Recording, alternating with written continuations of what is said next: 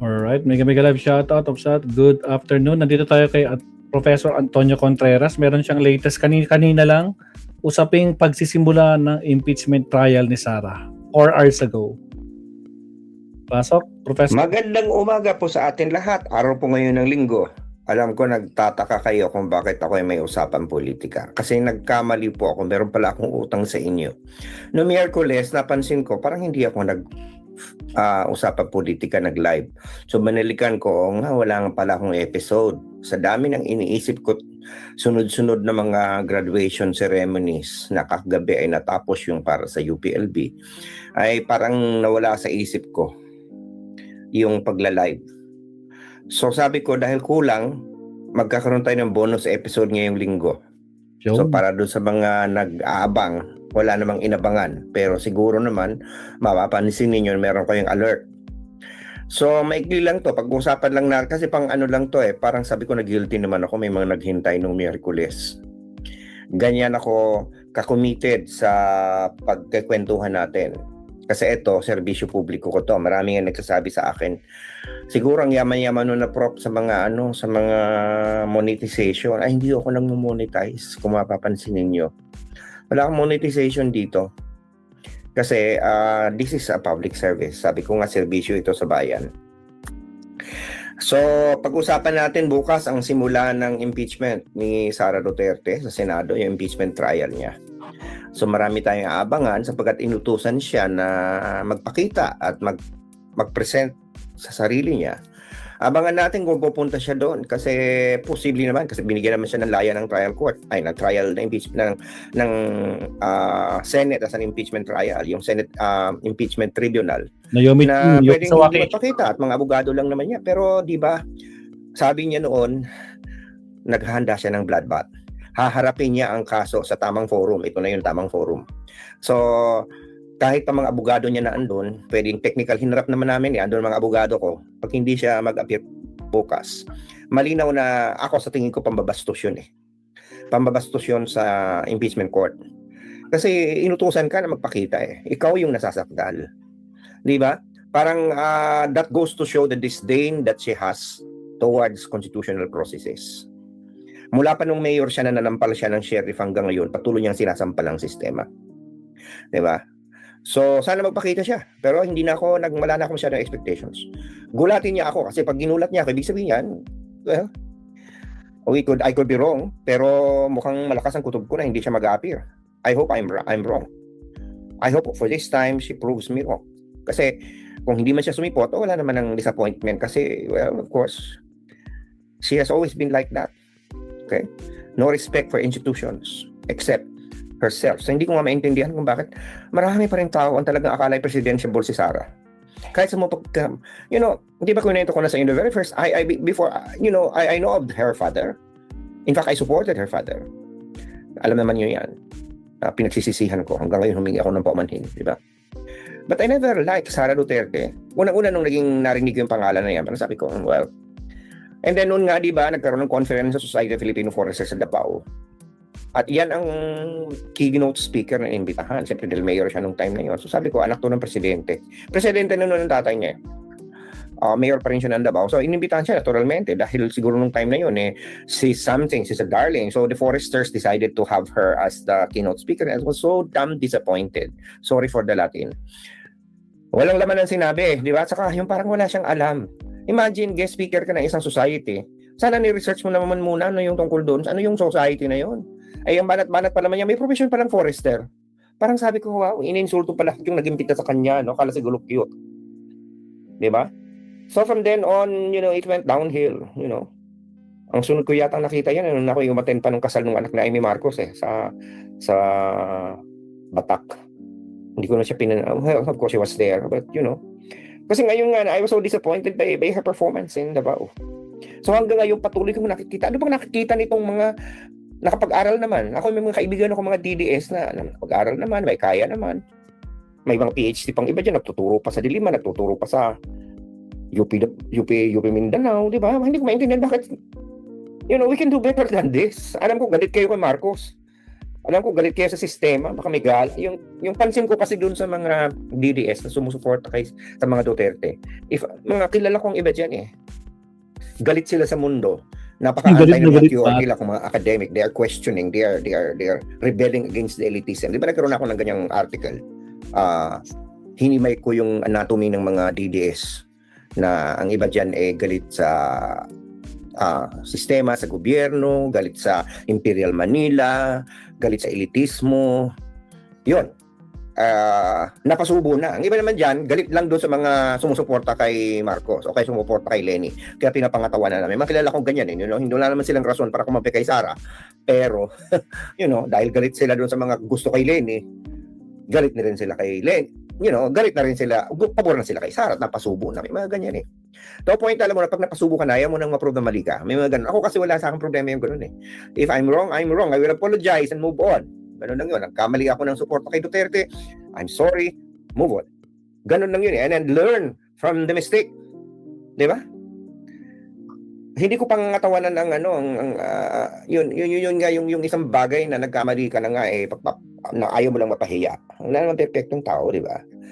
So, yun. So, bukas haharap si Duterte. Di ba? Anong mga aasahan natin? Kaya bukas ang aking live bukas sa hapon na. After na nung Senate trial, para makakomento na tayo. So, mabuti na rin itong naglo-live na ako ngayon para bukas, hintayin nyo na ako sa hapon. Kasi we'll wait until the end of the first session of the impeachment trial para meron tayong, mapag-usapan. Kasi araw-araw to Monday, Tuesday, Wednesday yata habang recess ang Senate, Monday to Tuesday, Wednesday. Tapos after ng SONA ni President Marcos, Tuesday, Wednesday, Thursday na yata. Araw-araw ito, televised. So, papapanood natin. And finally, kayo mag-appear si Sara o hindi mag-appear, ayun, makikita na natin, lalabas na ngayong mga ebidensya na ipipresent sa kanya ng House. Tingnan natin kung anong sagot niya. Kasi, malay mo, may sagot naman talaga siya. Kaso ang sagot niya, pinapadismiss niya. Hindi naman pwede yung ipadismiss kasi wala yan sa saligang batas. Ang nakalagay sa saligang batas, try and decide, not dismiss. So when you say try and decide, you do not dismiss it from the very start. You have to present a trial. You have to have a trial. And a trial happens when you hear the evidence. Yun ang trial Now, ang senador ba pwede mag-motion to dismiss? Well, hindi natin alam with the kind of senators that you have like Senator Robin Padilla na nagsabi na wala daw siya, ang kanya daw ang pinakamabuting tao daw na isa sa mga pinakamabuting taong na-meet niya si Rodante Marcoleta at hindi nagyayabang na abogado. Sabi ko, nalimutan niya yata na, di ba, ano ba yung patutsada ni Marcoleta kay Risa Ontiveros na mahirap kasi itong mga hindi ka abogado, di ba? Hindi ko alam kung hindi pagmamayabang yun. Saka yung lungga nagtatago si Robin Padilla. Of course, with the kind of senators that you have, you might just have someone to say and stand up and move to dismiss. Of course, we do not expect the prosecution to do that. The defense can do that. But no senator should move kasi sila yung judge. Kasi nakakita na yung judge ang nag-move to dismiss. Hindi ba? Tingnan natin kung saan na namang katangahan ng makakarating itong mga senador ng Makatsara, di ba? So, malay mo, meron silang suporta na hindi natin alam. Meron silang mga dahilan.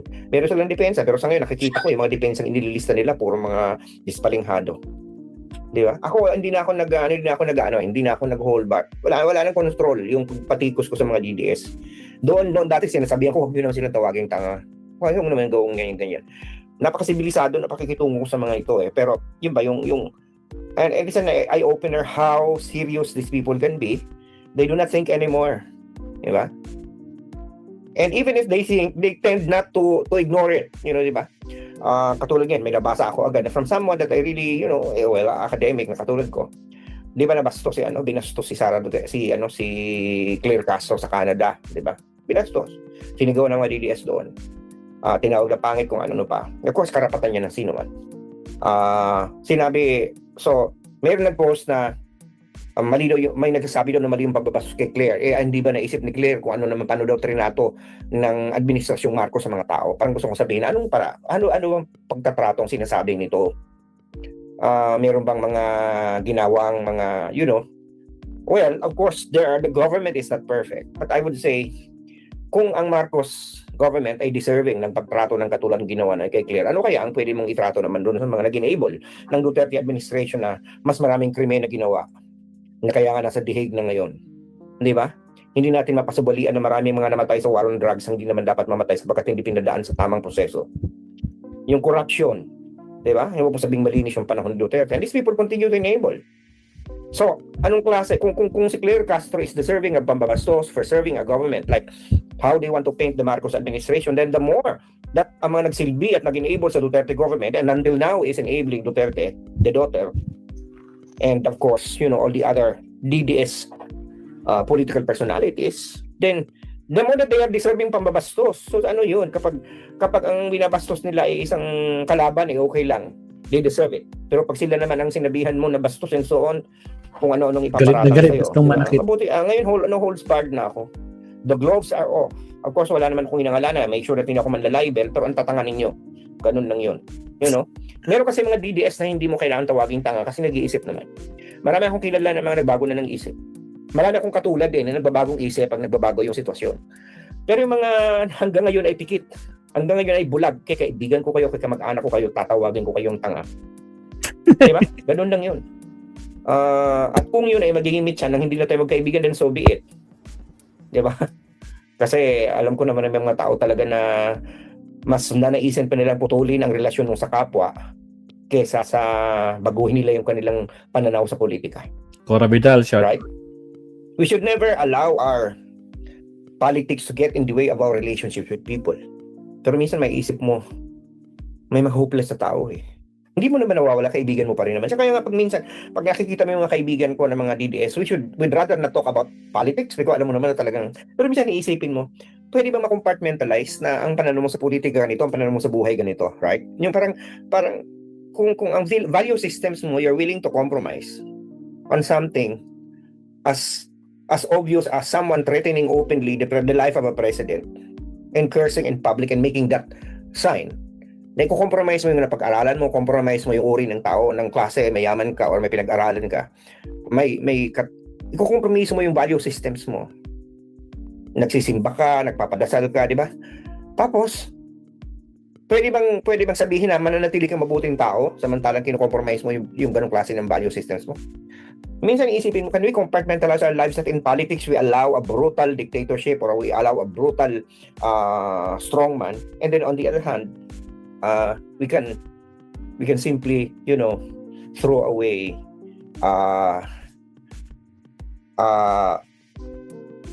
the reality that you probably are also like that in terms of value systems. Diba? Meron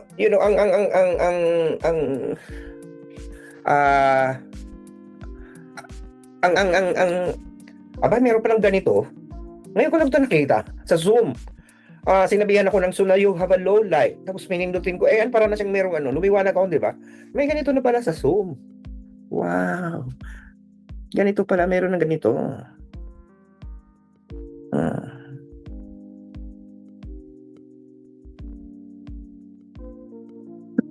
Hindi ko alam na may ganito pala. Meron na, wow. Parang lumiwanag. Di pala, parang, di ba, hindi nyo siguro nakikita sa screen. Pero, nag-sign kasi dito sa screen sa akin, parang low light.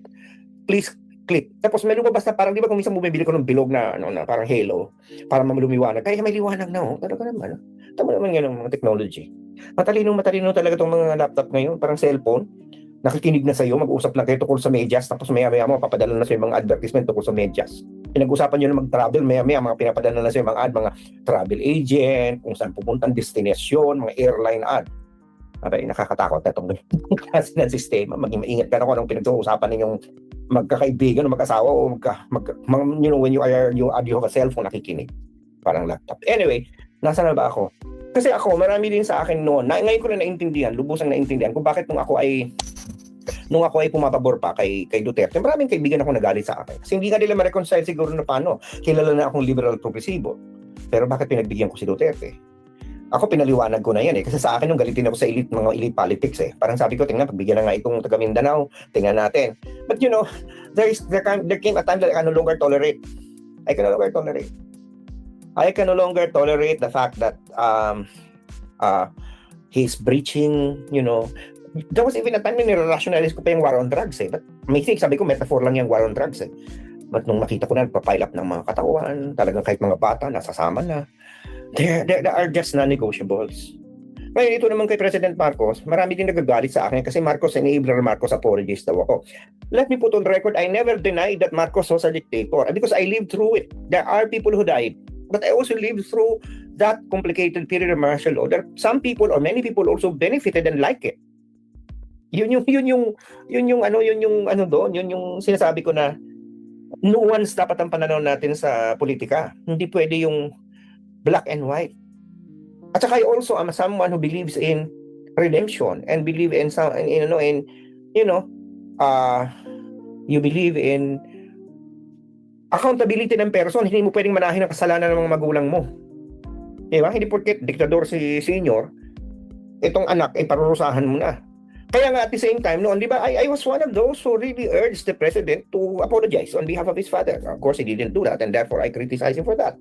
Kasi hindi ko tinanggi na si Marcos Sr. ay may ginawang kasalanan sa kasaysayan. But at the same time, hindi ko rin tinotolerate na parang sinasamba naman natin ang mga Aquino.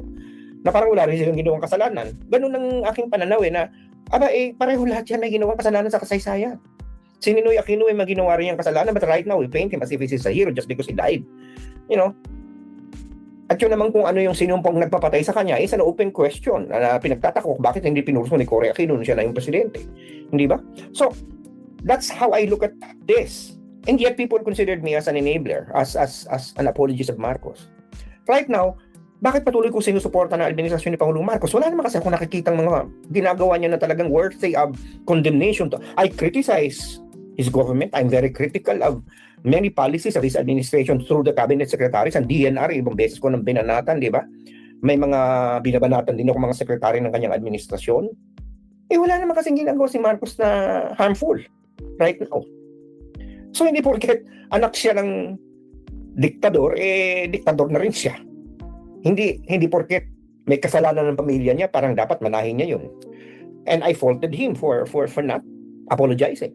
So, yun yung point dito na parang I can now understand why some people really branded me as an enabler, branded me as an apologist to a point na maraming humarang sa aking pagbalik sa UPLB. Kaya ngayon mag-retire na ako ngayong November 19. Malapit ng pero patuloy pa rin ako magsisilbi sa UPLB bilang part-time. Nung pagbalik ko dito, talagang madrama yun. Alam naman yun na nakakilala sa akin. Dahil nga, ang maraming nag-upos, ako daw ay Marcos at Duterte. As if it's, and ang away ko naman doon, hindi pwedeng gamitin ng politika ko. You're wrong, but even if it were true, you could not hire someone just because of the politics of the person. That's the reality. You can unfriend them, you don't have to be their friends, but you could not use that as a basis for not hiring or for firing someone. Yun naman ang doon, di ba? But anyway, so eto tayo ngayon. Makikita natin kung ano magiging takbo ng trial bukas. Marami naman ingay yan, marami naman mga pros and cons yan. But despite, in all this noise, I urge you to be more rational.